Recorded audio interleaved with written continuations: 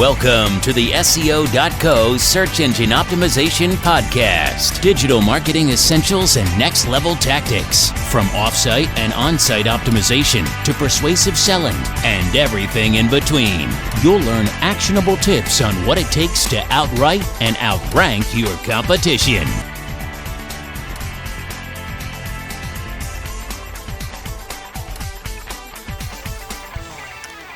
Welcome back.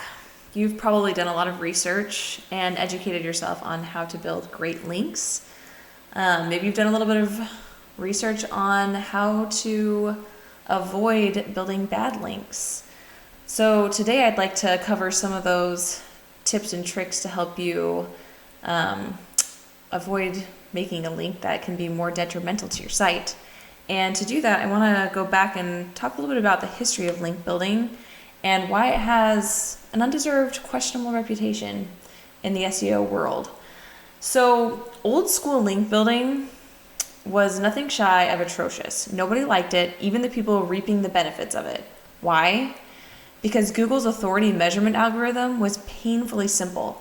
Links couldn't be evaluated in terms of quality, which meant that any link on the web passed roughly the same proportionate value to whatever site it pointed to. As you can imagine, there was too much wiggle room for abuse in this model. Any webmaster with enough time on their hands could spam links everywhere they could, on blogs, forums, anywhere. And they could see their ranks climb in a linear and predictable fashion.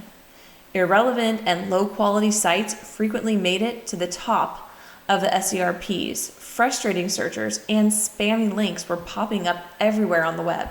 Even software was developed that could automate the entire process of signing up for sites, creating content with links in it, and posting that content.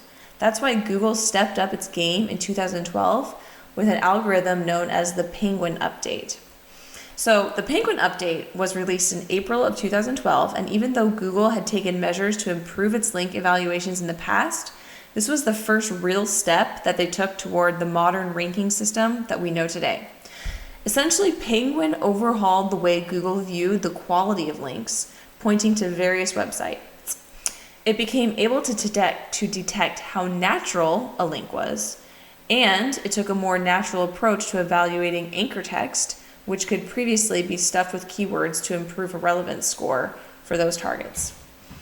Penguin penalized sites that used these old school shady black hat tactics, and instead rewarded sites that had a natural link profile. Any sites that had bad links pointing to them, in other words, ones with keywords, stuffed anchor text, ones irrelevant or non-valuable to users, etc., could have those links removed or, in extreme cases, disavowed in order to eventually restore their ranking to its previous levels. There were multiple iterations of Penguin that have come out since that first release in 2012. One of those is the Penguin 2.0 and 3.0. Both of those have added new ranking signals to the algorithm. However, most of these updates have been small, and they've essentially been data refreshes that haven't overhauled Penguin's core system of evaluating links. So today I want to talk about some of the specific backlink strategies that you're going to want to avoid. It's hard to say exactly what Google views as a good or a natural link, but we do have some pretty good indicators. Today I'm going to be covering some of the different link building strategies that you're really going to want to avoid. The first of all, one that you would all know is spam. If your link exists by itself with no context, it's spam.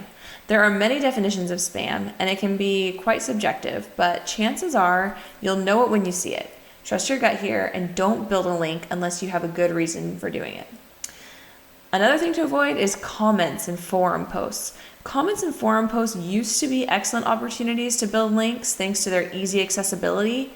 However, most forums these days carry low authority or use no-follow links, or they're too keen to link building techniques for this to fly. If you have the choice, just avoid it. Another is paid links. Google explicitly forbids webmasters from paying people to post links to their sites. You can pay for consulting or help with executing a link building strategy, but the direct exchange of money for links between you and a publisher will put you at risk of being penalized. Link schemes.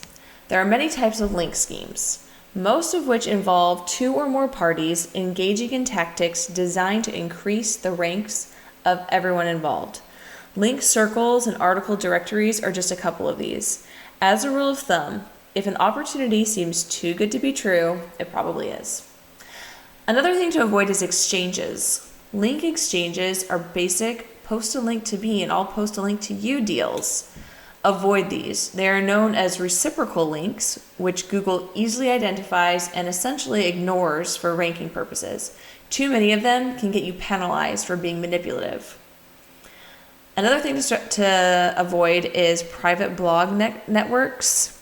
In this scenario, link builders post content to owned sites that may be hosted on different IP addresses. If you engage in any of these practices, Google's going to catch you, and you can expect that your rankings are going to tank as a result. To this day, there are search engine marketers who swear that link building is bad, risky, or flat out dangerous.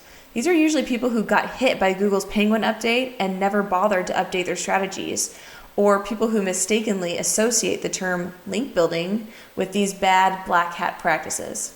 However, as you now know, modern link building is quite different and a much safer, more beneficial play for your marketing strategy. In future episodes, we will be talking about the approaches that you can take to avoid getting penalized. Thank you for joining us on the SEO.co podcast. We appreciate your time. Be sure to rate, review, and subscribe to the show and visit SEO.co for more resources based on today's topic, as well as access to more podcast episodes to help you improve your site's long-term SEO success.